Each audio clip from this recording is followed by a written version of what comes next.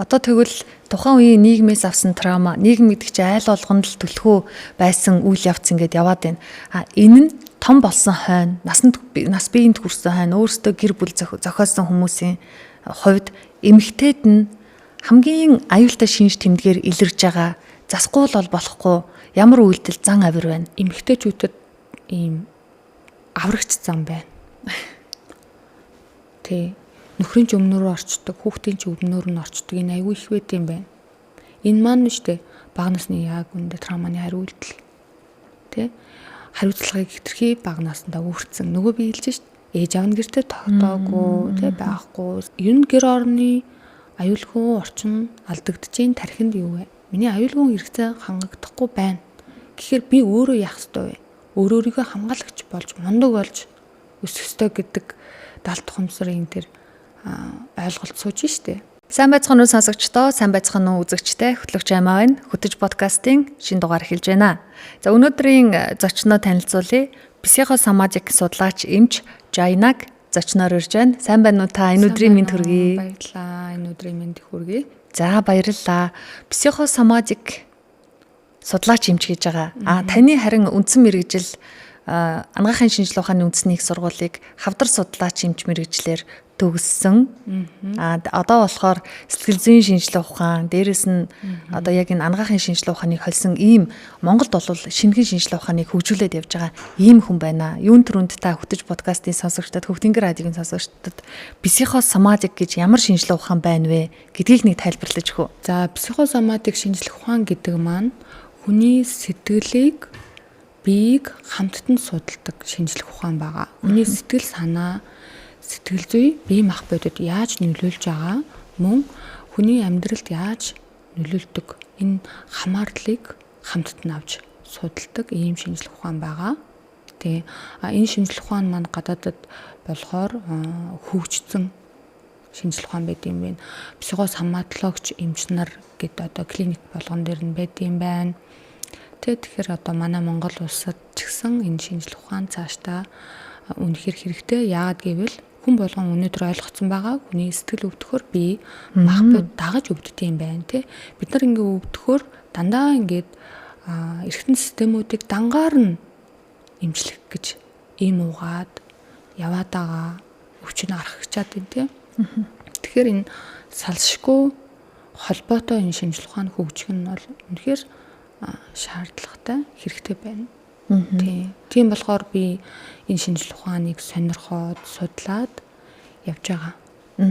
Одоо манай Монгол ухаанд ч гэсэн ходоод нь өвдлөө гэхэд аргагүй сүүлийн үед сэтгэл санаа их докторгүй байсан. Тэгэхээр ингээд ходоод өвдөж байгаа юм байна гэл хүүхдүүд аав ээжээсээ удаан хугацаанд хол байхаар илгэн нэмтэрлээ тий хүүхдүүдтэйгээ ингээ уулзахаар илгэн дэвтэнж гэдэг юм эрт дээр үеэсээ ер нь сэтгэл санаа бие хоёр нэг гэдгийг ингээд бүр шинжилгээ ухаан хөгжөөгүй байхад ингээд яриад эхэлсэн байсан байна. Энэ нь одоо орчин үед яг ингээд шинжилгээ ухааны үндэстэйгээр хооронд нь холиод хамтан судалж байгаа шинжилгээ ухаан гэж ойлгож болох юм. Яг тийм.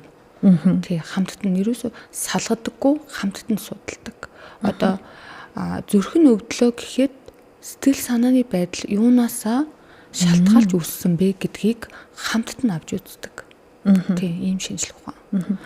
Та хавдар судлаач эмч мэргэжилтэй ангаах одоо ийм суйртай. Энэ ангаахын суйрыг мэргэжлийн эмч мэргэжлийг одоо энэ психосоматикта хослуулахад тухайн үед арай нэг энийг нэмэх ёстой байсан юм байна. Энэ нэрэ дутуу байсан юм байна гэж хамгийн түрүүнд ойлгож авсан ийм одоо үзүүлэлтүүд гэдэг юм уу? Энэ нь юу байсан бэ? Надад би болохоор ийм байгаа байхгүй. Ягаад энэ шинжилгээ ухааныг ингээд сонирхоод ороод явж байгаа вэ гэхээр миний аав маань өөрөө илгэний хавдраар өнгөрч исэн. Тэгээд одоо илгэний вирустай хүмүүсийн ягаад зарим нь вирус нь намжмал эдгэрээд байна, зарим нь ягаад маш хурдан хугацаанд хавдар болж шилжээд хавдраасаа маш хурдан хугацаанд тий сүлийн шат руугаа ороод ийн гэд энэ асуултын тэмдэг надад үлдсэн байгаа. Тэгэхээр би өөрөө нөгөө хавдрын эмч байгаа штэ. Тэгээ нэг юм надад дутуу санагдаад идэг. Үргэлж дотроо нэг асуултын тэмдэгтэй үлдчихдэг. Тэгэхээр яг энэний шалтгааныг би психосоматик шинжилгээ ухаанаас олж ойлгосон байхгүй. Тийм миний аавын илэгний хавдар дан вирусны шалтгаан гэж хэлэх нь тутмаг болж байсан. За тэгээд би араас нь ингээд аавыгаа бас ингээд судлаад бодоод байгаа шүү дээ. Тэгсэн чинь илэг өвдгөөр нөгөө уур бухимдал илгэнд нөлөөлдөг гэж байгаа тий. Хитрхи миний аав шудраг хүн байсан. Тэгээд айгүй зөөлөн тэг хүнийг одоо ингээд хайрладаг хүн байгаа байхгүй. Хүний шудраг бус байдлыг ингээд дотроо төвчдөг. Дотроо төвчнө гэдэг чинь уур бухимдлаа дотроо хадгалж байгаа тий. Тэгэхээр энэ байдлууд нь илгэнд нөлөөлсөн гэдгийг нөлөөлдөг гэдгийг судалдаг шинжилгээ ухаан маань психосоматик гэдгийг ойлгоод тэгвэл бүх өвчин дээр ийм учир шалтгаан байд юм байна. Энэ бол өстой хамтдаа судлах өстой шинжилгээ ухаан байгаад нь баярлаад тэгээд энэ шинжилгээ ухаан руу ороод явж байгаа. Тэгээд хүмүүстэй ажиллаад явж байгаа. Тэгэхээр хүмүүсийн одоо янз бүрийн өвчнүүдийн тэ шалтгаанууд одоо маш олон шалтгааны нэг нь биднэрд ингээд ангаахын оюутан байхдаа заадаг байсан сэтгэл санаа стресс нэг шалтгаан болж явдаг. За тэгээд буруу хооллолт нэг шалтгаан, ахуйн тэ амьдралын чанар тэ одоо ингээ вирус бактери гэ зөндөө юм байгаа шүү дээ, хорд зуршил гэ тэ. Тэгээд биднэрт ингээд яг сэтгэл санааны шалтгаан яаж нөлөөлөх үү гэдгийг ер нь бол яригдаагүй. Миний санаж байгаагаар ярьсан ч ер нь тутмаг яригддаг. Дандаа бид нар чинь нөгөө эмгэг зам гэд вирус, бактери, химийн нөлөө тэрийг ингээд судлаад явцсан байдаг байхгүй. Тэгмүүд одоо өнөөдөр эмчнэр маань зөвлөхдөө ихэнхдээ хооллолтыг тий амьдралын хэв маягийг асуугаад идэг. Сэтгэл санааг айгүй хамгийн сүүлд нь асуух ч юм уу бараг асуудаггүй. Энэ маань биднийг нөгөө сурсан арга барил маань юм учраас. Гэтэл сэтгэл санаа гэдэг зүйл чинь маш том шалтгаан гэдгийг ойлгосон. Одоо сүүлийн үед психосоматик шинжилгээ ухаанд бүх өвчний нийт 80% шалтгаан нь сэтгэл зүй гэж тодорхойлсон. Гэтэл бараг 100% гэд сүүлийн үед тэгж байна. Яагаад зарим эмчнэр шинжилгээ ухаанч хүмүүс хэлж байгаа вирус, бактери чинь халдварт өвчин штэ. Эн чинь психосоматик ямар нэгэн сэтгэлийн шалтгаан байхгүй гэж тайлбарлаж байгаа. Гэтэл би үүний эсрэг. Яагаад гэвэл бидний энэ оршихуй ертөнц энэ амьдрал дээр явж байгаа вирус, бактери байж л байгаа. Өмнө нь ч байсан, одоо ч байна, ирээдүйд ч байгаа. Гэтэл яагаад заавал нэг нь өвдөөл нөгөөх нь зүгээр л хөнгөн тусаад байгаа юм бэ? Ханиад. Тэгэхээр энэ бол сэтгэл зүйтэй шалтгаан одоо холбоо хамааралтай байд юм байна. Хүний сэтгэл санаа амар амгалан биш болох юм бол хүний тарих яах вэ? Амар амгалан биш. Тэ? Хүн юмд хитрхи санаан зовно, ургуулan бодно. Тарамттай ийм мэдрэмж байна шүү дээ. Санаан зовоод, ургуулan бодоод байгаа хүмүүс яг уу нойр алдагддаг шүү дээ, тий. За ингээд энэ маань стресс байгаа. Стресс гэдэг зүйл чинь зүгээр л нэг мэдрэмж бол биш байхгүй. Энэ чинь мэдрэлийн тогтолцоо хэд ачааллаж симпатик мэдрэл ачаалтаа болдог. Симпатик мэдрэл. Энэ үед яадаг вэ гэхээр тэр стрессийн гормонууд маань ялгардаг. Мөн үү? Тэгэхээр стрессийн гормонууд за нэг жишээ кортизол гормоныг хэлэхэд кортизол гормон чинь дархлааг дарангуйлдаг байхгүй юу? Тэгэхээр дархлаа нь дарангуйлсан стрессийн дарамттай хүний дархлааны систем нь яаж ажиллах вэ? Ханиад вирус гаднаас орж ирлээ. Хэрийн ажиллаж чадах уу? Чадахгүй. Тэгэхээр энэ халдварт өвчин хүртэл психосоматик шалтгаануудтай болчихж байгаа байхгүй. Тэгэхээр хэрвээ миний сэтгэл санаа амар амгалан бол миний дархлааны систем, миний бүх бие махбод бодис солилцоо хэвийн ажиллана. Тэ? Дархлаамаа сайн байна. Гэтэл миний стресс, сэтгэл санаа минь амар амгалан биш бол дархлааны систем тоглолттой Тэгээ би ханаад хүрэмдгүй, би суултаа, үе өвддөг. Өвдсөн ч эдгэрэх хугацаа маань удаан. Ийм доолдолтой болох юм байна. Тэгэхээр энэ сэтгэл санаа, бие махбод хоорондоо ийм шууд хамааралтай болчихж байна тий. Тэгэхээр одоо би ингээд халдварт өвчин хүртэл яг үнэндээ стресстэй хүн тэг юмд санаа зовсон хүн ер нь бол заавал нэг ханад хүрчдэг байхгүй. Тийм. Тэгэхээр сэтгэл санаа бие махбод бол ингээд нэг энийг ингээд хамттан судлах ийм шинжлэх ухаан маань психосоматик шинжлэх ухаан одоо ингэж явж байгаа л ер нь бол аавыгаа тий алдаад ерөнхийдөө өөрөө бас сэтгэлээр хямраад энэ шинжлэх ухаан руу ороод сонирхоод илүү судлаад тэг хүмүүс бол ерөнхийдөө сэтгэл санаан дээр л маш сайн анхаарах хэрэгтэй юм байна. Тэгжижил бидний бие махбод эрүүл бодисын солилцоо маань хэвийн үйл ажиллагаатай амьдрах одоо боломж. Бид нарыг хүүхэд байхад хүүхдийнхаа аав ээж нар сэтгэл санаанд анхаарна тухай нийгмээрээ нийтээрээ их ойлголт их бага байсан. Хоол нь байж байвал, аюулгүй гэр орон нь байж байвал, өмсөх хувцс нь байж байвал за одоо болоодоо аав ээж одоо хүүхэд гаргасан үүргээ биелүүлээд ингээд болчлоо гэж үзэж байна. Гэтэл өөрөөсөө том болоод аав ээж болоход хүүхэд насны сэтгэл зүй, хүүхэд байхад одоо тийм ээ авсан тэр мэдрэмж хүмүүжил насан туршид хүнд хадгалагдаад үлдсэн байдгийн байна. Тэр нь тэгээд одоо хүний төрөлхийн биш ч гэсэндээ ийм зан чанар болоод ямар хүн болох уу, ямар амьдралын чанартай яаж амьдрах уу гэдэг төртөл нөлөөлдгийн байна гэдгийг одоо ингээд ойлгоод байгаа гэж би хувьд одоо ээж болсон хүний хувьд ингэж бодоод байгаа юм. Одоо энэ трауманы тухай танаас асуумаар байгаа.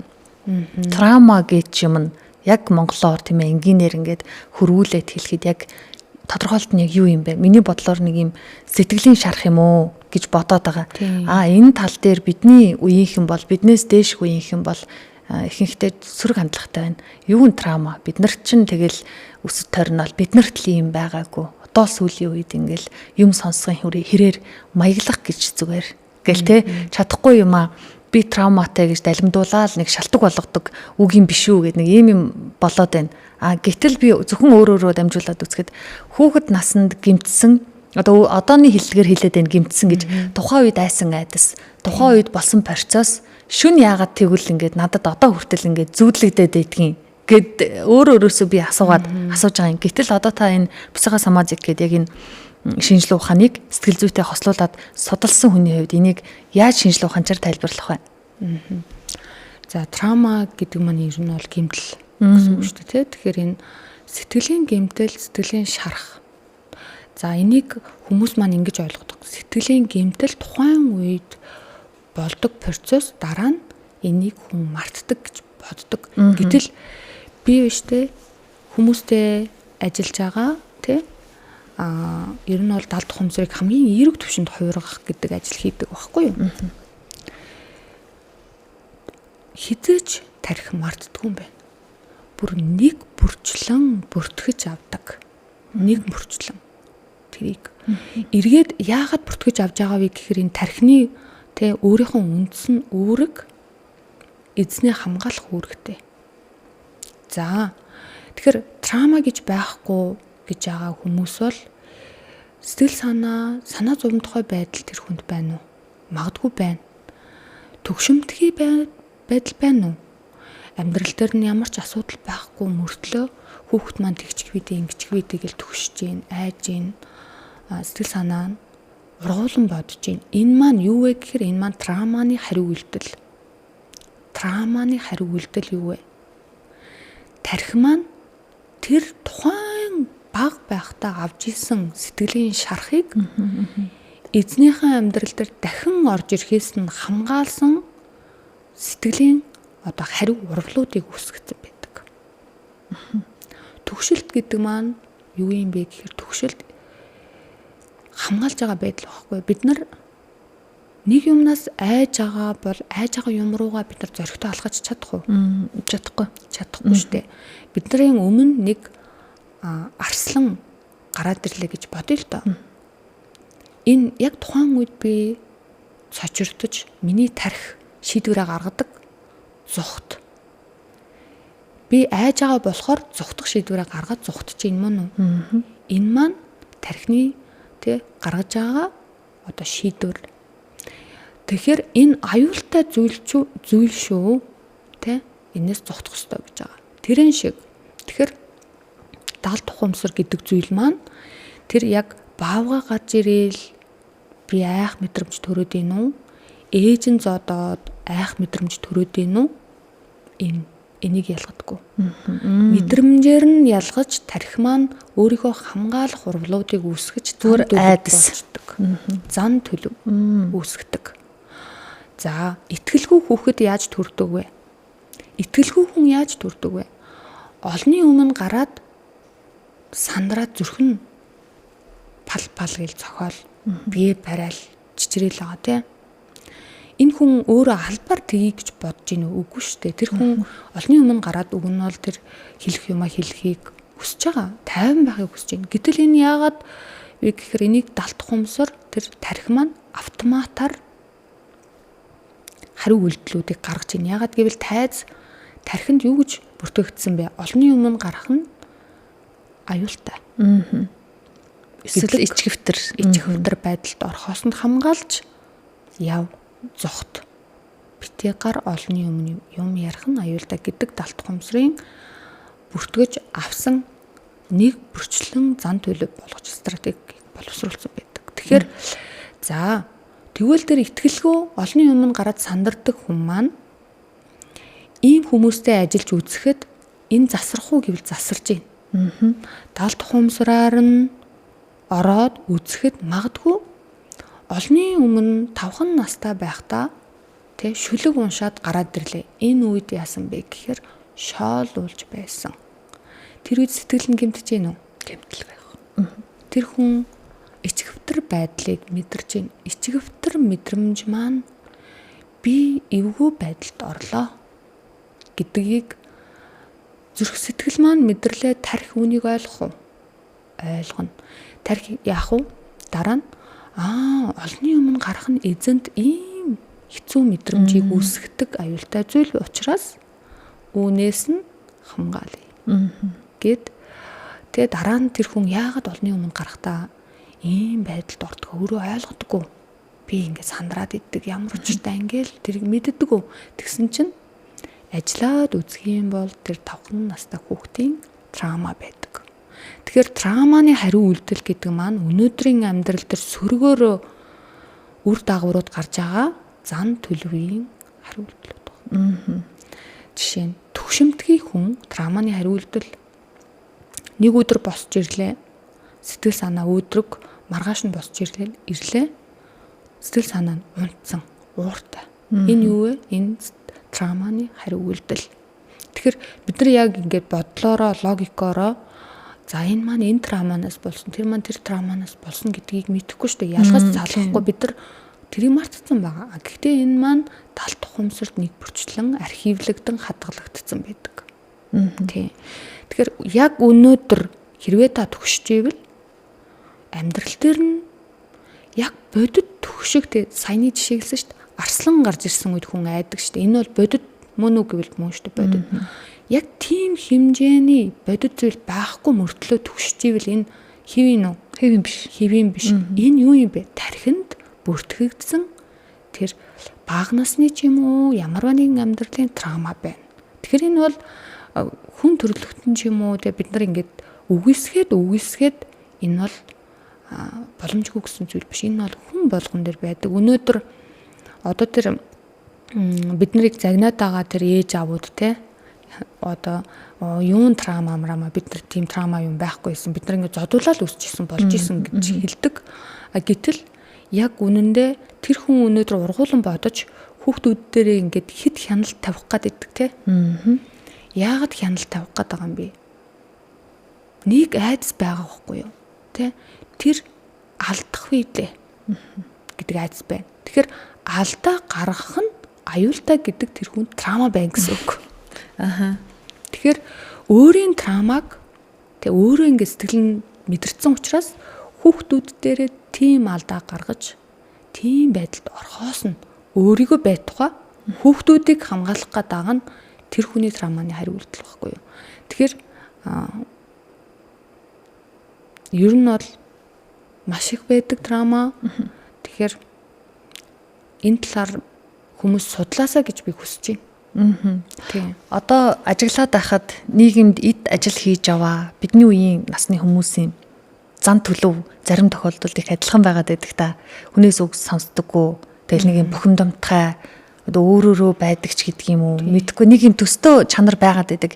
Энэ тэгвэл хувь хүнээс гадна нийгмийн бидний хүүхэд байхад өссөн үеийн ийм траума ингээ бөөнөрөө нийтээр ингээ нийгэм болоод хамраад яваад байна гэж байх уу? Ер нь одоо ингээд нийгмээс авсан траума гэж мэдэж байна. Гэхдээ биш үү? Хүн хэрвээ би эсвэл та тий трауманыхаа 80% нь хүүхэд насны гэр бүлийн орчноос авдаг. Гэр бүлийн орчин гэхээр аав ээжээс авч байгаа. Аав ээж нь ханаас авч байгаа. Аав ээж нь магадгүй сэтгэл санааны тавгүй байдал нийгмээс шүү дээ тий. Бидний нөгөө 90 оны үед чинь бид нар нөгөө гэртээ бараг ихэнхэн ганцаараа өссөн шүү дээ. Тий аав ээжүүд ажилгүй болцсон. Тэгээд амьдрахын тулд 8-андаа гарч ирсэн тий. Тэгэхээр энэ үед чинь тэр аав ээжүүд маань мэдэрч исэн тэр дарамт, тэр стресс тухайн үед те хүн сэтгэл зүйчдээр очиж стрессээ гаргана гэдэг байх. Тийм зүйл байхгүй, бясалгал байхгүй. Ер нь бол бид нарыг ингээл загнаал те ер нь бол тэгжил өсгсөн шүү дээ. Бид нар бол загнуулаагүй хүмүүс бараг л ховор байх уу. Тийм. Тэгэхээр тэр хүмүүсийн нийгмээсээ авсан цочрол дарамт байдал нь хүүхдүүд хамт ер нь бол туулж исэн гэж би боддог. Яг гэвэл өнөөдрийн надтай үйлчлүүлж байсан 30 эд настай, 40 эд настай хүмүүс чинь тухайн үед хүүхэд штэ 90 онд тий 90 онд. Тэр хүмүүсийн травма нь болохоор ер нь бол яг ялдчихгүй аав ээж гэр бүлийн орчин. Аав ээж нь гэртээ байхгүй, хоёулаа ажилдаа явцдаг. Тэгээ эсвэл ганцаараа өсөх юм уу? Эсвэл загнуулдаг. Яагаад загнуулж байгаа вэ гэсэн чинь аав ээж эрэхтэй нөгөө гэрээ цэвэрлсэн байх хэвээр, дүүгээ маш сайн харсан байх хэвээр, хоолоо хийсэн байх хэвээр, хичээлээ хийсэн байх хэвээр. Гэтэл тэр чинь хүүхдийн чинь хүүхдийн ертөнцийн чинь том хүнээс ялгаатай шүү дээ. Биднээс тэгэхээр хүүхд чинь тогломоор байдаг, өөрөөрөө баймаар байдаг, хайрлуулж эрхэлж өснөр байдаг юм хүсэл байгаад байдаг. Энэ хүсэлийг биелүүлж явбал хэрвээ аав ээжүүд ирээл нөгөө хоол байхгүй гэр орон заваан байвал тэгэл учиргүй загнуулал хамгийн муухай хүүхд болол хуурчиж байгаа тийм. Тэгэхээр энэ байдал маань эргээд өнөөдөр бидний амьдрал дээр ямар травма үүсгэж ийнэ гэхээр хүний үгийг сонсч чаддгүй травма. Яагаад вэ гэхээр тэр чинь баг багтаа ингээд чи дутуу энийг сайн хий гэд хүмүүжүүлсэн. Тэгэхээр бид нар маш сайн хийх ёстой гэдэг код байна бид нарын тархинд. Тэгэхээр энийг нийгмээс шаардаад байдаг. Ингээл юмыг ингээд шүмжлээд тэгснэ өөрийн дутагдaltaй талыг хүлээн зөвшөөрч чаддгүй. Яагаад гэвэл энэ бол травма. Тийм. Намайг хэрвээ хүн тэг шүүмжлээд ивэл сонсож чаддаггүй байх байдал маань травманы хариу үйлдэл байхгүй юу? Тийм. Одоо тэгвэл тухайн үеийн нийгмээс авсан травма, нийгэм гэдэг чинь айл болгонд л төлхөө байсан үйл явц ингээд яваад байна. Энэ нь том болсон хойно, нас биеинд хүрсэн хойно өөрсдөө гэр бүл зохиосон хүмүүсийн хувьд эмэгтэйд нь хамгийн аюултай шинж тэмдгээр илэрж байгаа засгүй бол болохгүй ямар үйлдэл зан авир байна. Нөгөө талдаа эрэгтэйд нь айлын тэргүүн аав хүний хувьд үнэхээр засгүй бол болохгүй энэ ийм айхтар травма үүсгэж энэ нь гэр бүлд нь ингэж нөлөөлж амьдралд нь ингэж нөлөөлж байгаа гэсэн зан амируудыг та хүүсээр нь хэлж өгч болох уу? Одоо эмэгтэйчүүдэд ийм аврагч зам байна. Тэ нөхрийн ч өмнөрөө орчдөг, хүүхдийн ч өмнөр нь орчдөг энэ аягүй их байт юм байна. Энэ маань нь штэ бага насны яг үндэ травманы хариу үйлдэл. Тэ хариуцлагыг хэтэрхий бага наснда өөрчлөсөн. Нөгөө би хэлж шít. Ээж аав нь гэртээ тогтоогүй, тэ байхгүй эсвэл тэр үед өстой нэр архиталт их байсан юм болоо. Ер нь бол аав нь архиугаад орж ирээд тэр үед би ингээд айгаад тэ айж ийн. ер нь гэр орны аюулгүй орчин алдагдчихээн тархинд юу вэ? Миний аюулгүй хэрэгцээ хангагдахгүй байна. Гэхдээ би өөрөө яах ёстой вэ? Өөрийгөө хамгаалагч болж, мундаг болж өсөх ёстой гэдэг даалт тухамсрын тэр ойлголт сууж штэ. За энэ нэг байна. Нөгөө талд ээж аав маань ядран зовон биднийг одоо ингэж өсгөж чинь гэдэг бүр ингэ гүн суугаад байгаа. Тэ? Энийг хоёр дахь зүйл байна. Тэнгуудаа тэгэхээр би зөв байх ёстой, сайн байх ёстой, би туслах ёстой, би ядаж нэмэртэй бай гэд энэ травманы хариу үйлдэлүүдийн эерэг талууд маш их байгаа. Энийг би одоо ингэж энэ хүмүүжлийг би шөмжлөхгүй. Энэний сайн тал одоо ингэ дайчин чанар те өөрийнхөө амьдралыг авч явдаг байдлууд нь маш сайн байдлаараа ингэ байгаа. Сөрөг байдал нь юу вэ гэхээр өөрийгөө орхичод байгаа байхгүй. Тэ хүүхэд маань, нөхөр маань, ээж маань, аав маань, дүү маань ерөөсөө өөрөө хаана вэ гэсэн чи ерөөсөө байхгүй. Хамгийн сүүлд нь. Тэгээд эмэгтэйчүүд дээр ингээ ажиллаад үзэхэд тэ чи тэр хүмүүс ингээ сайхан амьдрмаар байна. Би үнэхээр ингээ тайван байж чадахгүй байна. Ууралж чадیں۔ Тэ ерөнхийдөө би өөрийгөө ингээд олмоор байна гэж ингээ ирдэ штэ. Тэгэхээр сайн сайхан руугаа тэмүүлсэн нэг сайхан сэтгэл нь байгаа боловч тэр травманы хариу үйлдэл даалт тухамсарт програмчлагдсан байдаг учраас яалтчгүй тэр нь ингээд давтагдаад итдэг. Тэгээ өөрөө л оролцохгүй бол амьдрал зогсох юм шиг санагддаг. Хүүхэд нь хичээлээ сайн хийхгүй бол хүүхэд цаашдаа амьдрах чадахгүй юм шиг санаан зовдөг тий. Нөхөр нь одоо ингээд юу ч хийхгүй байгаад байгаа нь ерөөсөө ингээд бүх юмнаас гоцроод тий. Стон нэрийг хүний дор орохгүй амьдрах юмсан гэдэг ийм нэг сэтгэл зүй эргээд тэр хүнд ингээд дарамт болсон байдаг байхгүй юу. Тэр нөхөртөөж тэмцэлтэйл хүүхдүүддээрээч те тэмцэлтэйл ингээд идэг те өмнөр нь ороод бүх юмыг ингээд шийдээд хийх гээд идэг. Энэ маань маш том зөрчлүүдийг үүсгэдэг ер нь бол тэр нийтлэг одоо их байдığım байна. Яг зөв. Одоо яг энэ насны эмэгтэйчүүдтэй, эмэгтэй зочдтой уулзаал за эргэн тойрны найз нөхөд байлаа гэж бодоход чинь нэг л их ар гэрээ авч явж байгаа хүчрхэг эмэгтэйчүүд тэгсэн хэрнээ өөрөө юм болгоны ард үлдсэн. Ямар сайндал хайртай гурван хүний нэрлэгсэн чи өөрөө тэр дотор нь байхгүй байсан гэл ийм яриа бас байгаад байгаа зү. Тэгтэл ерөөсөө өөрийгөө оролцуулна гэсэн юм байхгүй. Өөрийгөө хэрвээ тэр гэр бүлээс давж өөртөө нэг юм авчих юм бол гим хийсэн юм шиг мэдрэмж төрөөд.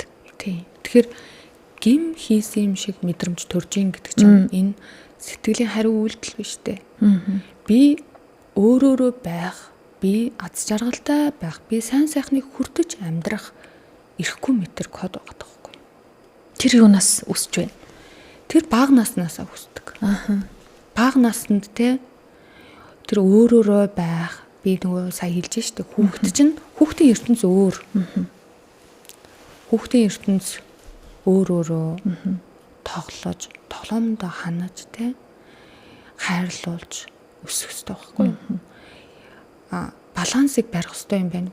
Одоо хөдөлмөрч зан төлөвийг суулгаж те хүмүүжүүлэхээс гадна мөн үндсэн хүүхдийн өөрийнхөө сэтгэлийн хэрэгцээг нь бас давхар хангаж өгөх хэрэгтэй. Ингэж баланстай явахгүй тэр хайрын, хамгаалалтын өөрөөрөө байх, тэ эрхлэж өсөх хэрэгцээнд дутагдаад хэтэрхий бага насны одоо 11 настай хүүхдэд хоол хий, гэр цэвэрлэл, дүүгээ хар гэдэг чинь баг насанд хүрсэн эзэгтэй хүний ажил штэ. Тэр хүүхэд чинь маш удаан хугацааны ажил хийсэн туршлага байхгүй штэ. Бүх юмыг хийгээл. Тэ чадвар нь хүрэхгүй дутуу хийчдэг. Энээсээ болоод яадаг вэ гэхээр том хүмүүс чинь яг нөгөө том хүн шиг төгс сайн хийхийг шаардаад өөлөд идэх байхгүй ингээд. Өөлөд ингээд идэх те. Тэрнээсээ болдог байхгүй. Тийм. Таны ярьж байгааг сонссон чинь одоо миний хүүхэд нас тухайн үедээ ингээ өнгөрсөн байж болно. Одоо би насанд хүрсэн хүүхдүүдийн ээж хүний хань байна. Үүнийг хүүхдүүдтэй давтахгүй байх юмсан гэсэн бодлыг бүр маш их агуулж байна. Маш их агуул. Тэгэхээр давтахгүй бай гэсэн ч давтдаг. Яана. Тэгэхээр яагаад гэвэл хүний даалт тухамсар чинь оюун ухааны 96%-ийг эзэлдэг. миний өнөөдөр давтахгүй бай гэсэн бодол маань 4% байхгүй. Тэгэхээр 96% 4% өстой дийлэх үү? Яаж 4% дийлэхгүй шүү дээ. Тэгэхээр яах ёстой вэ гэхээр хүн өөртөө ажиллах ёстой. Өнөөдөр маш их даалт хумсрын яриад маш их драма ярьж байгаа нь ийм учиртай. Бид нар нийгмээрээ эрүүл бай. Эрүүл сэтгэл зүйтэй хүчрхэг тэ ирээдүй болсон үр хөвгтөө хүмүүжүүлээ. Тэгэхгүй бол эн чинь нэг буруу юм байна гэдгийг шинжлэх ухаан нотолсон. Өөртөө биеэрээ бас давхар туулаад явж байна. Тэгээд байна. Эмэгтэй хүмүүс юм байна. Маргах эмэгтэй хүн цөөхөн байгаа болов уу гэж төсөөлж байна. Эрэгтэй хүмүүсийн хувьд яг л нэг энэ дунд насны ирээдүй оны үеийг ингээд туулаад гарсан эрэгтэйчүүд юун зохилж байна. Эрэгтэй хүмүүсийн дунд трама одоо ингээд бүгдээрээ биш шүү дээ, тий? Би одоо бүх массыг ярихгүй. Энэ нь бол мэдээж хэсэг бүлэг хүмүүс нь тий. Хүлээн зөвшөөрөгдөх мэдрэмж тутмаг өссөн. Хангалттай ирэх хүн. Би ноён нуруу. Би гэр бүлээ авч явах хариуцлага. Миний нуруун дээр би хүчрхэг ирэх хүн. Би их орноо хамгаална. Би гэр бүлээ хайрлна гэдэг энэ зүйл тутмаг. Энэ зүйл яагаад тутмаг вэ гэхээр нөгөө бага настай л холбоотой болчихж байгаа.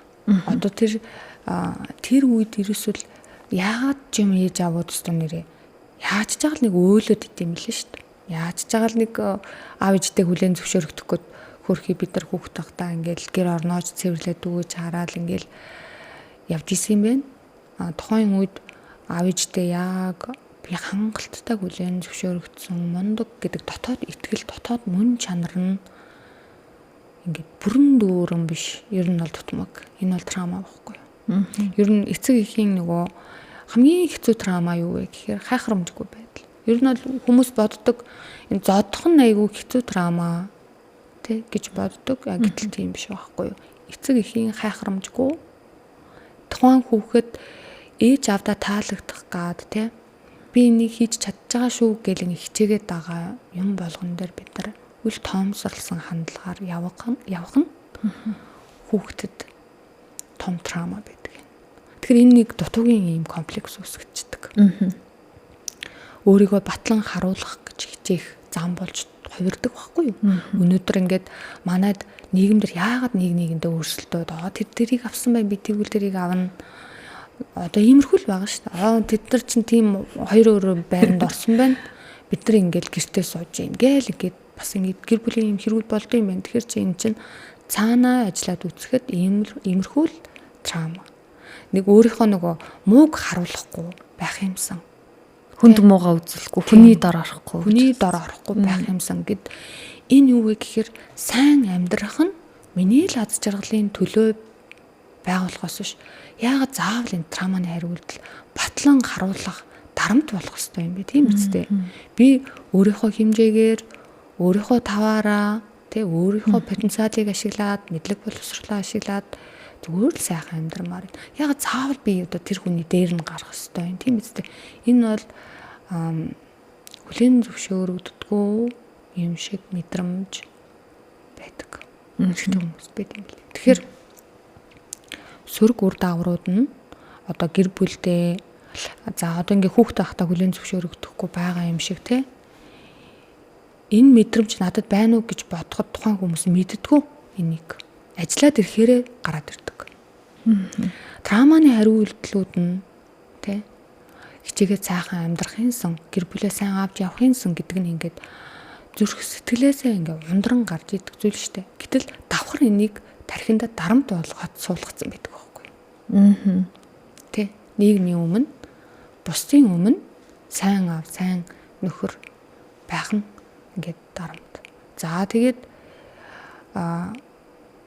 тийм болохоор өнөөдөр шүү дээ. Гэр бүл салалдаж байгаад энэ за эрэгтэй хүмүүс маань тэр хорт зуршилт руугаач ороод байна. Энэ хангагдаагүй хэрэгцээ гэдэг маань ер нь бол трама шүү дээ, тийм. Хангагдаагүй хэрэгцээ юу вэ гэхээр эрэгтэй хүмүүсийн хувьд номер 1 хүндлэгдэх, хүлээн зөвшөөрөгдөх гэдэг хэрэгцээ номер 1 байдаг юм байна. Энийг би өстой ойлгосон. За тэр хүүхэд байхдаа магадгүй аав ээжтэй хүлээн зөвшөөрөгдсөн эр хүүхэдтэй чи стоо нэрээ ноён нуруу манлайлагч ирээдүйн их орны эзэн гэдэг тархиндаа тэгж суулгаж өсгөөгүй байгаа байхгүй юу? Юу суулгаж өсгсөн бэ гэхээр чи стоо нэрээ арчаагүй тэ хичээлээ яагаад сайн хийхгүй ан тэр айлын хүүхд тэгж яхад чинь чиний энэ байгаа байдал чинь энэ гэд ингэж өсгөхөөр чинь тэр хүүхд ямар мэдрэмж авах вэ? Энэ байдал ер нь бол ямар байдлыг үүсгэдэг вэ? Тэр хүүхдийн би муу юм байна. Би дутуу юм байна. Би хангалтгүй юм байна. Хангалтгүй хүүхэд яах ёстой вэ? Том болоод ирэхээрээ бусдын бодолд хангалттай болж харагдах нь номер 1 шийдвэр болчихж байгаа. Энийг тухайн хүн өөрөө би тгий гэж боддггүй ч гэсэн далд тухамсар өөрөө ингээд програмчлж аваад ийм зан төлөвийг үүсгэдэг. За тэгэхээр нэг л сайн хүн болох гэж хичээгээд байгаа нь яг үүндээ өөрийнх нь төлөө биш байдаг байхгүй юу? Хүмүүсийн өмнөх өөрийн статусыг одоо өргөнөөр нь. Тэгэхээр энэ юу вэ гэхээр эрэгтэй хүний өөрийнх нь нөгөө хэрэгцээ хүлээн зөвшөөрөгдөх болон хүндлэгдэх хэрэгцээ байдаг төрөмөл. Тэгэхээр дараа нь гэр бүл дотроо нөгөө трауманы хариу үйлдэлтэй хүний хүлээн зөвшөөрдөггүй эхнэртэй тийм эмэгтэй хүнтэй суучвал яг тэр хүн хүлээн зөвшөөрдөггүй байхгүй нэ сэтгэл ханамжгүй гэл бүх юмыг ойлуулэн тэгсэн ингээл ер нь бол хангалттай сайхан амьдарч байгаа байдлыг ч олж хардггүй юм трауманы хариу үйлдэлүүд хүнийг ингээд төөрөгдүүлж цикл дотор ингээд байлгадаг. Тэгэхээр нөгөө эр хүн эхнэрийн өмнө бас хүлээн зөвшөөрөгдөх мэдрэмжийг авах хэрэгтэй шүү дээ. Ингээ хичээгээд ажиллаад иддэг, өдөр нь ажиллаа хийгээд оройн магадгүй таксиндаа явж иж магадгүй. Гэтэл нөгөө эхнэрийн хизээ сэтгэлд нь хүрэхгүй бол яах вэ? Хүн урам нь хуухрна шүү дээ. Мөн үү? Тэгэхээр дараа нь яах вэ? Тэгж хичээгээд нөгөө хүлээн зөвшөөрөгдөг, нөгөө хийнж биш, нөгөө юу ч чаддгүй мэдрэмж нь сэдрээл баг насны. За тэгээд магадгүй уналт руу орчиж магадгүй. Зарим нь ингээ ухаарад урагшилчж магадгүй. Тэгэхээр миний анзарж байгаа бодлоор эрэгтэй хүмүүс бол ийм илүү давмгаа иймэрхүү л трауматай байдаг. Түрүүн танаас асуугаад одоо би тэгж өссөн чинь би нэг юм болцсон юм байна да. Би энэ алдаагаа давтаж болохгүй юм байна да. Тэгэхээр миний хүүхдүүд арай өөр нийгэмд нийтээрээ арай өөр бодол төвшөнд амьдрах юм байна да гэж бодсон чинь та үгүй ээ. Яг давтна гэсэн чи одоо би яах ёстой юм болоо. Энэ миний мэдлээс ингээд гараад явчихж байгаа юм уу? Найдвар байхгүй юм уу гэсэн бодол. Одоо юм чинь ингээ хөгжсөн байгаа шүү дээ. Бид нар заавал тэр бага насны трауманы хариу үйлдэлүүдийг хүүхдтээрээ гаргахгүй бай гэдэг нь юу вэ гэхээр за ингээд хүүхдээ нэрүүс ингээд дутуу юм шиг санагдаад байна хүүхдэнд те юмаа дутуу хийгээд энэ хариуцлахгүй юм шиг надад ингэ харагдаад энд би ингээд цухалзаад уур хүрээд энэ яах вэ? Энэ уурыг би дарах ёстой юм уу? Доторх авчих ёстой юм уу? Хавчаад тэр хүүхдтэй би хилээд ойлгуулж чадаагүй. Тэгээд яах вэ? Энэ яах вэ? Энэ дэлбэрдэг байхгүй юу нэг өдөр. Тэгэхээр траумагаа эдгээ гэдэг нь юм учиртай. Траумагаа эдгэх ёстой. Тэр энэ надад кодлогдсон байна. Энэ миний тархинд хариу үйлдэл ийм болцсон байна. Би хүүхдээ сайн хүн болохыг хүсэж байна. Ягаад гэвэл би хүлээн зөвшөөрөгдөг мэдрэмжтэй бол хүүхд маань хүлээн зөвшөөрөгдсөн нийгмийн өмнө мундаг хүн байхыг би хүсэж энэ далдуур. Зөвхний гүнд. Тэгэхээр би энэ хэрэгцээгээ өөр биш хүүхдээрээ хангуулах гэдэг шүү дээ, тэ. Тэгэхээр энэ нэг нөхөгдөөгүй хэрэгцээ хаана байгаа хизээ надад ийм шарах байсан юм бэ. Тэрийг эдгэх хэрэгтэй байхгүй. Энийг эдгэх аргууд зөндөө байгаа өнөөдөр. Тийм болохоор биш үү? Ингээ би тархиараа бүхний ингээ хянчин, өөрийгөө дарчин. Дараад биш эхэндээ ингээ хүн чинь урам зоригтой мотивацтай нэг өсрөөл нэг сарл явна да. 2 сар, 3 сар явж байгаа л 3 сарын дараа нөгөө бодлоо мартаал нөгөө байх байдгаараа нөгөө ууртай л иж байгаад идэх байхгүй юу. Тэгэхээр энийг эдгэх ёстой. Эдгэх аргууд зөндөө байгаа өнөөдөр хувь хүний хөгжлийн сургалтч байна, тэ. Бүрэн боломжтой. Энийг эдгэх боломжтой. За даалт ухамсарыг бүр ингээд программыг нь тайлаад даалт ухамсарын төвшөнд хамгийн эерэг төвшөнд хувиргаж өгдөг техникүүд байгаа байхгүй юу? Тийм. Энэ над техникүүд хувиргана гэдэг анхаарал татчихин. За би зүгээр өөрийнхөө мэдрэмжийг хуваалцгаад хүүхэд байхад айсан айдас одоо ингээд шүн унтахад өдийн насанд зүүдэнд орж ирээд байдаг. Зүгээр нэг миний сэтгэл санаа тавгүй байхад энэ сэтгэл санааны тавгүй талт бол тухайн үеийн тавгүй талтээс шал өөр орчинд шал өөр насанд явагдчих. Тэгэхээр айх болгонд нэг хүүхэд насны нэг тийм зүуд орж ирээд байна. Тэр орчиндөө орж ирээд байна гэдгийг би одоо нэг санда зүүдээ болиулж болох уу? Болно. Энэ тэгээд боломжтой. Хэр хэцүү вэ? Зөвхөн надад шалтгаалах уу? За. Энэ нөгөө аргачлал техникүүд байдаг. Үсрээл 20 минутын техникээр тэр хэдэн жилийн тэр трама гэдгийг боломжтой. Тийм. За тархи маань штэ тэр өмнөх тэр хүүхэд насны тэр одоо шарах биш штэ тийм. Тэр өнөөдөр хүүхэд насны айдас өнөөдөр тэрэндээ төстэй мэдрэмж орчронгуудаа сэдрээд байгаа байхгүй юу?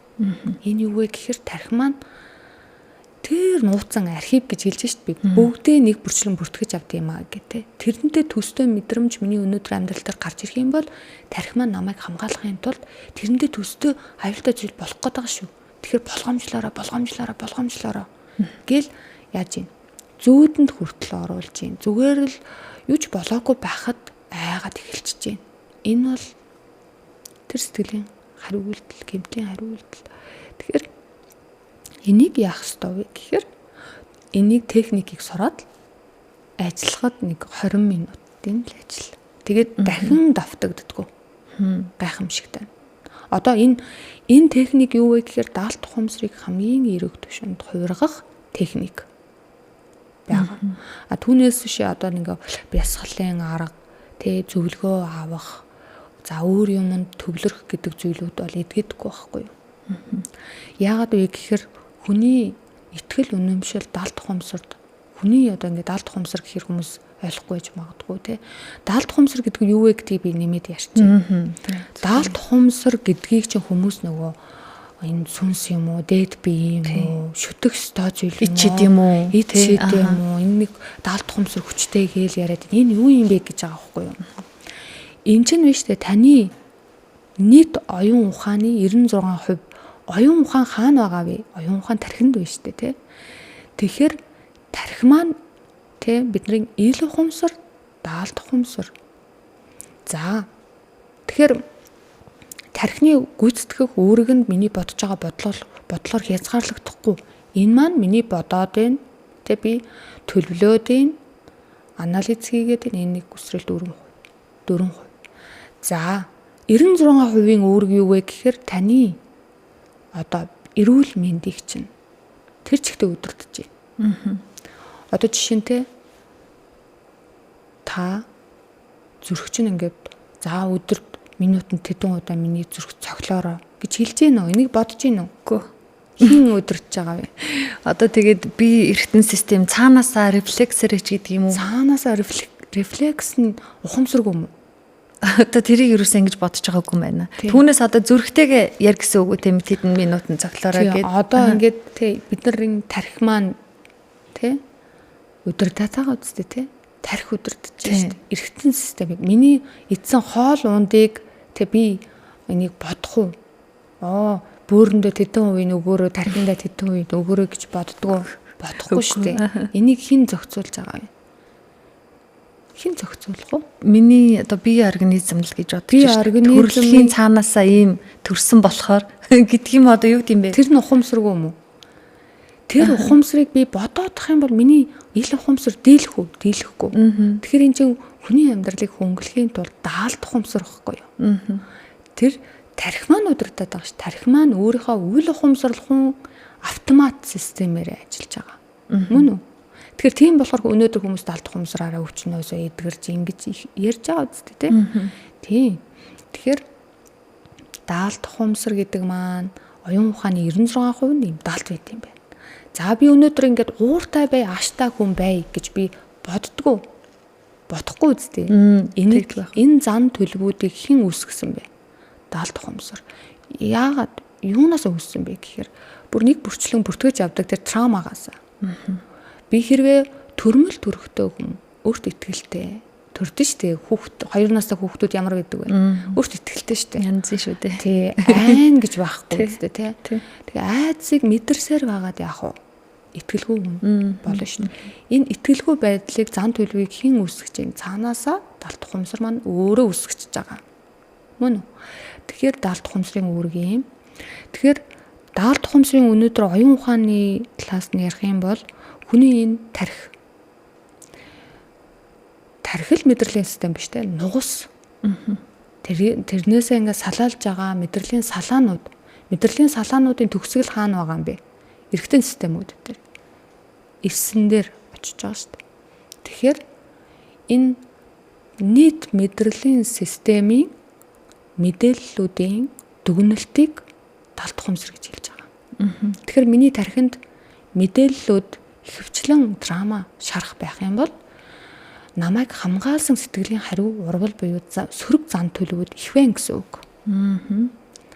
За хэрвээ би баяр баясгалтай аз жаргалтайгаар дүүрэн өссөн миний тархинд сайн сайхан мэдээлэл байвал би сайн сайхныг түгээгч миний потенциал энерги чинь нийгмийн сайн сайхны төлөө хүүхдүүдтэй ч зөв хүмүүжүүлдэг, өөрөө ч зөв ийм л хүн болох юм байна. Тэгэхээр энэ бол мэдрэлийн системийн мэдээллүүдийн дүгнэлт.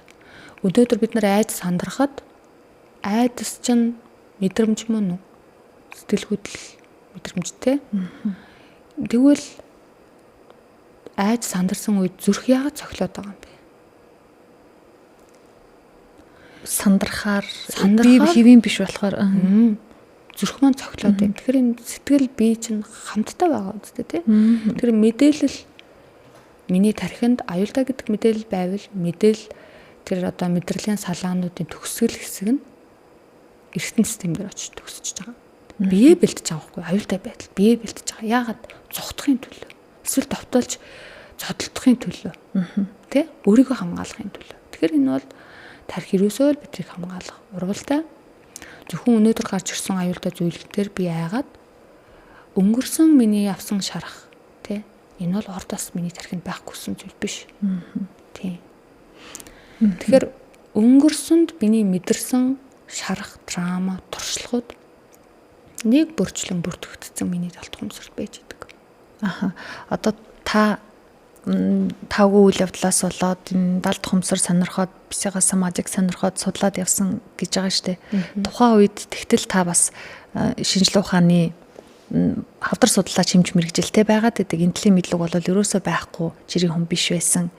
Тэгээд энэ бисигаас самажиг шинжлэх ухааныг судлаад энэ хүртэлх хугацаанд тухайн үеийн таны зөвхөн шинжлэх ухаантай холбож бодож исэн бодол одоо энэ бодол траума, энийг мартах, өөрийгөө шинээр илэрхийлэх, өөрийгөө шинчлэх гэдэг хоёрын хооронд ямар ялгаатай байна? Анхан шатнаасандаа хэлбэл энгийн одоо тийм ээ ямар нэг техник болон ямар нэг юмар одоо таагүй дурсамжаа устгаж үзээгүй тийм хүмүүс сонсоход энгийн жишээ. Би анх бол ерөөсөө нөгөө ойлгохгүй байсан. Сэтгэл болон би энэ хоёр чинь тустай гэж боддог байсан шүү дээ. Эмч мөртлөө тэгж бодоод байгаа юм чинь энийг дараа нь ойлгосны дараа ерөөсөө энэ өвчнүүд бол сэтгэлээс юм байна гэдгийг ойлгосон. За тэгэхээр ямар ч ойлголтгүй хүн чинь би ингээд ууртай бухимдалтай байгаа маань яг үнэндээ надаас биш гэж боддог. Нийгэм ийм байгаа болохоор тэ би ингээд уурлаж байна. За эсвэл намайг ээж маань ингэсэн болохоор би бухимдаад ийм үйлдэл гаргаад ээжтэйгээ хэрэлтчлээ гэж боддог байхгүй юу? Тэгэхээр энэ хүний анхаарал гаднаасаа гэж хайгаад байна. Тэ? Нөхөр маань тийм болохоор би ингэж боддог. Гэтэл тийм биш юм биш тэ энийг би энийг ойлгосон. Гэтэл энэ маань юу вэ гэхээр энэ маань энэ зан төлөвүүд надад байж л байт юм байна. Намайг биш тэ ямар ч гоё орчинд авчирсан ч тэр зан төлөв байвал би ямарваа нэгэн байдал гаргаж өөлөөл уурлал бухимдал байж идэм байна. Тэгэхээр энэ бол тухайн хүний өөрийнх нь тархинд ингээ бүртгэгдсэн шархны хариу үйлдэлүүд. Өөрийгөө хамгаалах үйлдэлүүд байдаг. За энэ ийм одоо хэцүү байлаа гэхэд хэцүү нийгэм дотор тайван ууж явж байгаа хүн ч байна. Тэ? Тэгэхээр хэрвээ штэ хүмүүс ингээд бухимдаад уурлаад хин нэгнийг доошоо хийх гээд тэ эсвэл хүмүүсийн бодлоосоо хамааралтай байвал энэ бол хэвийн сэтгэл зүй биш шүү. Нийгмийн асуудлаас болж та ингэж зовж байгаа зүйл бол биш. За ингэ нийгмийн нөлөө байна. Ингэж тэ бас ингэ нийгмийн нөлөөнөөс гадна тухайн хүний өөрийнх нь альва үнцэг ертөнцийг харах үнцэг нь тархинда байгаа програмууд нь өөрөө сөрөг гэсэн үг. Тэгэхээр миний аз жаргал, миний амар амгалан, миний тайван байдлууд чинь эргэн тойрноос шалтгаалдаг гэж боддог. Ер нь бол энэ салбарыг мэддэггүй хүмүүс маань. Гэтэл тийм биш шүү. Энэ бол 100% тухайн хүний өөрөөс нь хамаардаг. Аз жаргалыг би гаднаасаа олж авах биш юм байна. Аз жаргалыг би өөрөө бий болгох юм биш үү? Өөрийн амьдралын эзэн нь би өөрөө байгаад өөрөө хариуцлагаа үүрээд тэр аз жаргалыг өөрөө бий болгох юм байна. Тэгэхээр хэрвээ үнэхээр өвдөөд байвал, харилцааны асуудалтай байвал, төгшөж унтаж чаддаггүй нойргүйдэлтэй байвал, эсвэл ургуулan боддог ч юм уу те. Ийм байдалтай байх юм бол гаднах нөлөө биш. Энэ бол штэ 80% таны өөрийнхөө дотор байгаа айл хэдийн суулгаж авсан тархины мэдээллүүд. Энэнтэй бол заавал ажиллах ёстой. Заавал ажиллаж ижил та ертөнцийг харах сайн сайхан руугаа тэмүүлж тэр аз жаргалтай амьдралыг өөрөө бий болгож чадна. За энэ ажиллах тухай юм чи. Их олон гэмтэл гэх юм бол хүн болгонд их олон жишээ байгаа. Ингээ шатаараатай ингээл инээл энэ дотроосоо би нэг энэ гэмтлийг л арилгахгүй бол үнэхээр өдөр бүр намайг шантраж ийна гэсэн гэмтлээ нэг удаа арилгая гэд одоо туршилт хийтэй би эхлэе гэж бодъё. Тэгэхээр түрүү та 20 минутын техникэр гэсэн чинь болмоор ч юм шиг санагдаад энэ 20 минутын техник гэдэг нь яг юм чи юу вэ? Бясалгал уу? Эсвэл би орчноо бүрдүүлээд чимээгөө суугаад өөртөөгөө ингээд юм ярих уу? Яг ямар үйл явц өрнөх үү? Энэ техник маань эхлээд даалт хумсартай холбогддог байхгүй. За даалт хумсар гэдэг чинь миний оюун ухааны 96% байгаа шүү дээ. Даалт байгаа. Тэгэхээр энийг би ухамсартайгаар удирдах, хариу дохиог авч сурах энэ нэг чадварыг эзэмшээд дараа нь явах ёстой вэ гэхээр энэ шүүмжлэгч тарих тэ энэ болж байгаа мó болохгүй байгаа мó худлаа юм уу үний юм уу гэж бодж л байдаг. Энэ маань энэ дохны хэсэгт ингээд байж л байдаг байхгүй. Тэгэхээр энийг маш сайн ингээд амраахын тулд амьсгалын дасгалаа хийж агаад даалт ухамсартайгаа холбогдоод за даалт ухамсар маань намайг сонсоход бэлэн юм байна гэж агаад тэ ингэж агаад гүн орж ажиллахад яг тэр одоо өөрөө юм чинь ярьж байгаа тэр айдас шүү дээ тий. Тэрнийхээ яг тэр ядро сүр шалтгааныг даалт ухамсар өөрөө яг онж гаргаж ирдэг. Тэр олон шархны дундаас нэгийг нь онж гаргадаг байхгүй юу? Миний даалгавраар. Тэгэхээр тэрийг гаргаж ирснийг би хамгийн эерэг түвшнээрээ хувиргаад эргээд даалт ухамсартаа кодолдог. Энэ маань юу вэ гэхээр даалт ухамсар гэдэг маань бодит бусыг ялгадаггүй гэж хэлсэн тий. Тэгэхээр энэ байдал би шинээр ингээд сценарий бичих байхгүй. Бодолтой гэсэн үг тий. За яг ингэж ярихаар анх удаага ингээ бодоод хувиргая гэхээр төсөөлөл бас жоохон тийм байгаад байна. Надад ямар нэгэн байдлаар бэлтгэл хэрэгтэй юу? Бэлтгэл хэрэгтэй. Тийм бах те. Тэгэхгүй шууд ингээл за эхлэегээд одооноос 20 минут сувал би хувиргаж чадахгүй мөн үү? Тийм. Одоо энэ техникийг хүн өөртөө ажиллаад хийж болдог. Тэ? Миний удирдлагаар хийх юм бол та эхний удаад даалт ухамсарын хариу дохио авах тэр талаас мэдээлэл нөгөө ингээд мэдлэг байхгүй болохоор бит хоёр ажиллах юм бол 2 цаг зарцуулна. Ягаад гэвэл би таны тэр хүүхэд насны айдас байгаа шүү дээ. Тэр айдас амьдрал дээр хэдэн удаа цикл болж орж ирсэн. Тэр цикл болгон дээр ингээд ажиллаж өгдөг гэсэн үг. За хэрвээ та өөрөө даалт ухамсартай холбогдоод жагаад яг онж тэр шархыг эдгий гэвэл энэ бол тусдаа техник мэдээж амьсгалын дасгалаа ядаж зөв авч сурсан байх ёстой гэх мэтчлэн юм байдаг байхгүй юу. Тийм. Бүр сонирхол татаад байна. Одоо тэгэл бодож байгаа бол үнэхээр дотроос мартагддаггүй нэг айцаа суглаал эдгэмээр байна. Тийм. Бүрэн боломжтой. 20 минут ажиллаад бүрэн эдгрээл дахиж гарч ирдэггүй гайхамшигтай. Ягаад гэвэл Далд ухамсар тухайн үед энэ аюултай гэж бүртгэж авсан гэсэн шүү дээ. Тэгсэн чинь энэ чинь аюултай биш байсан байж тээ. Зүгээр л энгийн амрамглан байдлаар эргээд кодолж бүртгэж авснараа тэр зүйл дахиж миний амьдрал дээр гарч ирэхгүй байхгүй. Далд ухамсараас ирэх дохио гэд одоо хүн мотивац авлаа гэж бодоход 1 сар 2 сар за сайндаа л 3 сар нэг сайхан 50 дүлгөөхөн ээж болёо эсвэл нэг тийм хүн боллоо гэж бодсон байж тал нэг л өдөр тесрэн үнэхээр тесрэн тэгээд үнэхээр би далд ухамсартайгаа холбогдсон байгаад үнэн голоосоо тэрийг мэдэрсэн байж байгаа тохиолдолд бол тэхгүй гээд байгаа шүү дээ. Тэгэхээр дохио ирнэ гэж түрүүн та ярьлаа да. Одоо ямар дохио ирэх үү? Ингээл үжиж тал одоо юу гэдгийг нэг бясалгал хийгээл гэгэрсэн гэл ярихад бясалгагчид нэг гэрэл хараал гэл нэг тэгж ярьдаг шүү дээ. Тийм юм байдаг юм уу юу ах вэ? Энэ зүгээр л нөгөө ингээд миний далд ухамсар надад холбогдож байгааг наддаа ингээд ийм тохиогоор хариулаарай. Жишээлбэл те миний баруун гарыг ирүүнүүлээрээ ч юм уу те. Шууд ингээд даалгавар өгчхөөр таны даалгаврыг биелүүлдэг. Эсвэл намайг ингээд савлуулаарай, ганхуулаарай. Ямар ч даалгавар өгч болдог. Эсвэл миний хураг хөдөлгөөрөө өөрөө хуруугаа хөдлөхгүй шүү дээ. Ингээд даалгавар өгч хэтэл хуруу ч автомат хөдлөнө. Энэ сонирхолтой байна. Одоо хүний бие 96% нь далд ухамсар, түүнийг удирдах боломжтой, биеэ эдгэх боломжтой. Магадгүй мэдээллүүдийг авах боломжтой гэдэг. Надад Люси гэдэг нэг кино байдаг штэ. Тэр кино ингээд таныг ингэж ярихаар дотор буугаад байгаа юм. Хүн өөрийнхөө тархины, оюун ухааны хэдхэн хувийг ажилуулж чаддаг, ашиглаж чаддаг гэд. Хэрвээ хүн тархиныхаа одоо ингээл тэр кинон дээр жишээ нь тийм ээ 10%, 20%, 30%, 40% гэл ингээл ахиад байгаа юм. Тэг хүн өөрөө ингээ мэдлгүйгээр бүх юмыг мэддэг болоод ч гэдэг юм уу. Ингээд юмыг удирдах сураач гэдэг юм уу. Тэр хавцаа байгаад байна уу? Би энэ таны ярьж байгааг арай нэг тийм эд чидийн уран зөгнөлт байдлаар ойлгоод байна уу? Үгүй байхгүй юу. Ер нь тархиныхаа 100% ашигладаг гэж одоо сүүлийн үед би тэгж боддог болсон. Тэр 96% гэдэг маань далд ухамсар байсан биз дээ. Ерөөсөө бас 100% ашиглах бүрэн боломжтой юм байна. Тийм. Би танд нэг юм хэлэх үү? Хүн эдгэшгүй өвчин яагаад эдгэрээд байгаа вэ?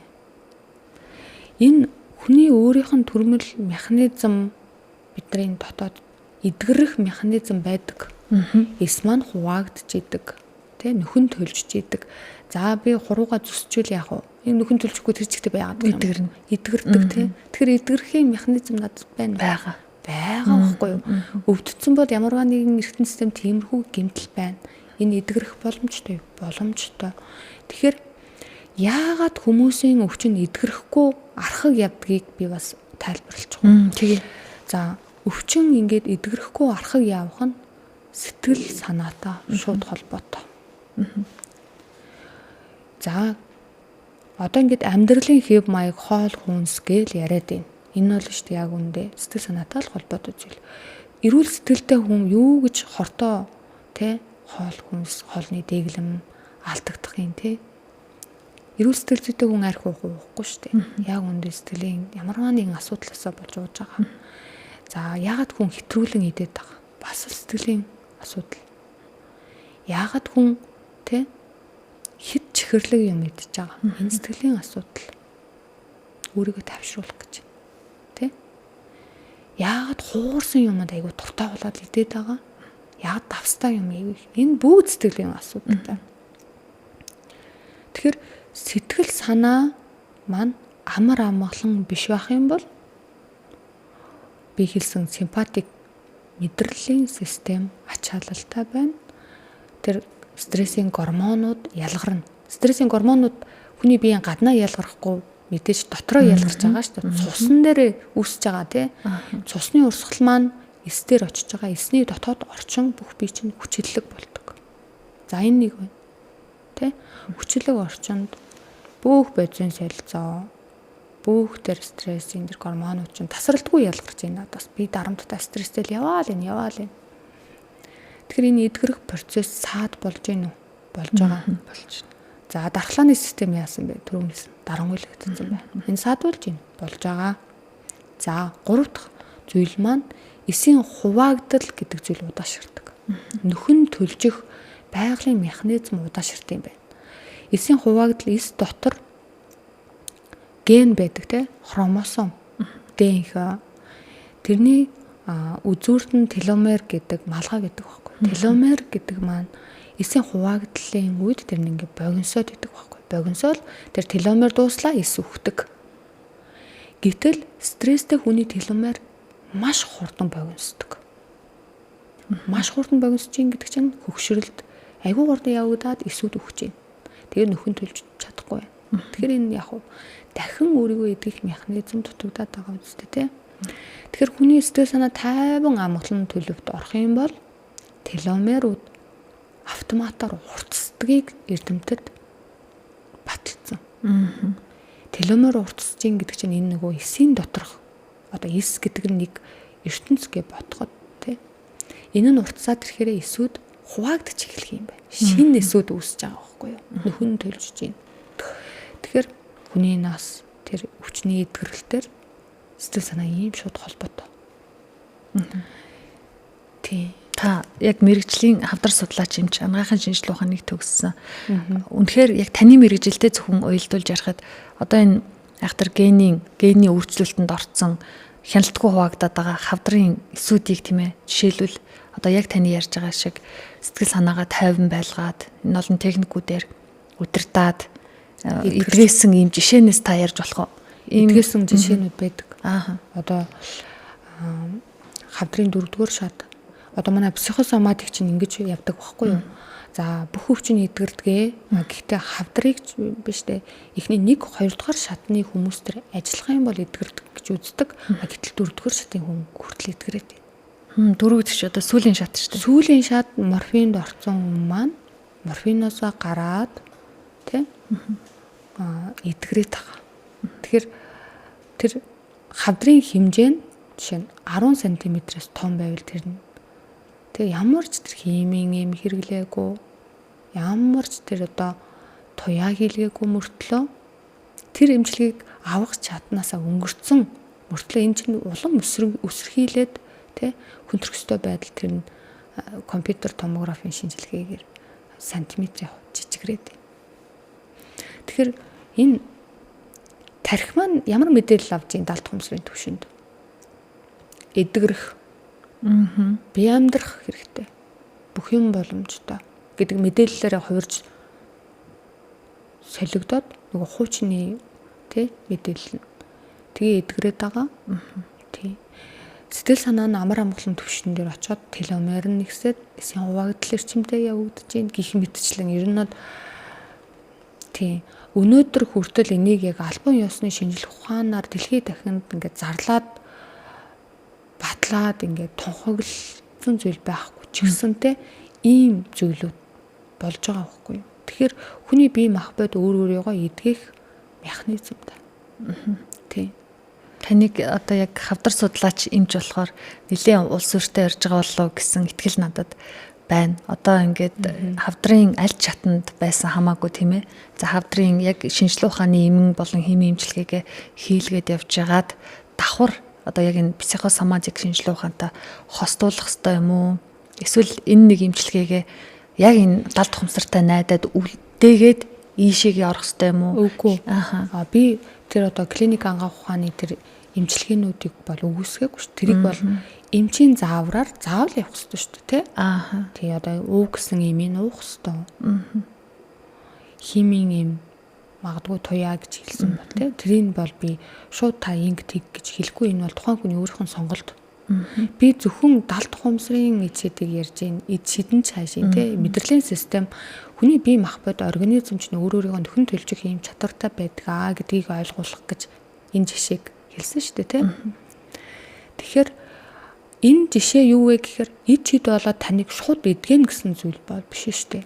Энэ бол сэтгэл санаагаа тайван байлгах юм бол тэр таны биеийн эс эд хүртэл амар амгалан тайван байдалд шилжээд өөрсдийнхөө үүргээ гүйцэтгэх юм биш үү? Нөхөн төлжих ёстой, хуваагдах ёстой, тэ?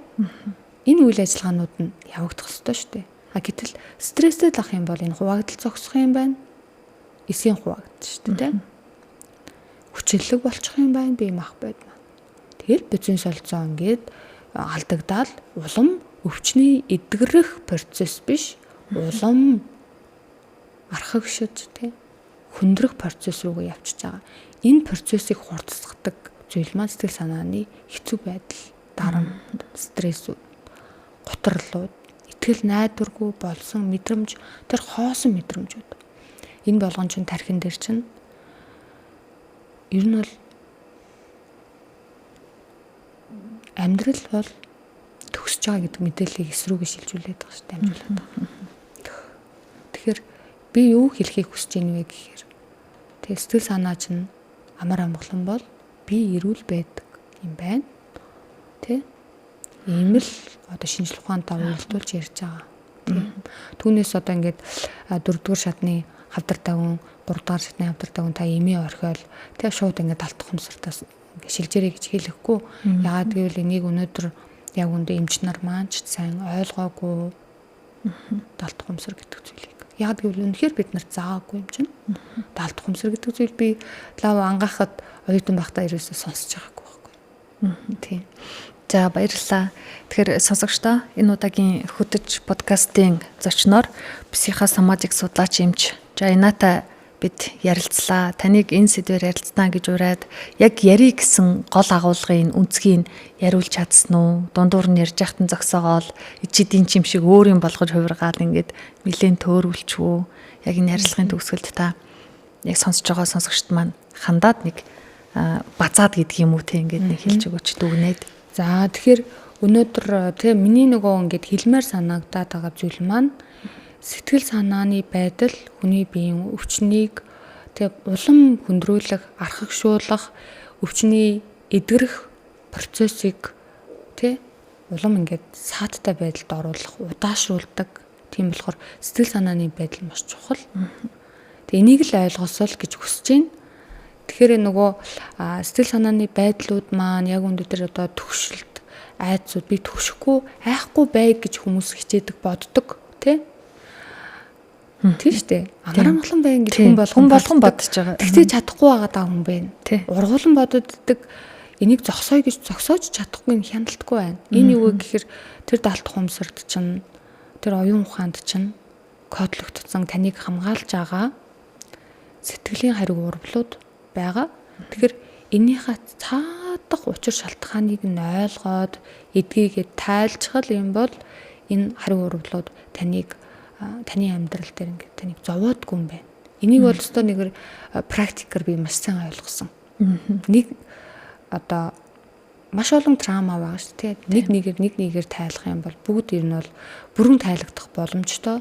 Тэгээд сэтгэлийн ийм таныг зовоогоод байгаа төгшөлт, айдас, сандрал, ургуулan бодолт энэ байдлууд бүгд ер нь бол эмгцэгцэнд ордог юм байна. Тийм. За баярлалаа. Танд баярлалаа. Баярлалаа. Сонсогчдоо Хөгтөнгөр радио хөтөж подкастын энэ удаагийн дугаарт психосоматик судлаач эмч Жайна оролцлоо. Хөтлөгч ямаа сонсогч та бүхэнтэй хамт байлаа. Танд баярлалаа. За баярлалаа. Өрсөнд баярлалаа. За дараагийн дугаараар эргээд уулзцгаая сонсогчдоо. Түр баяртай.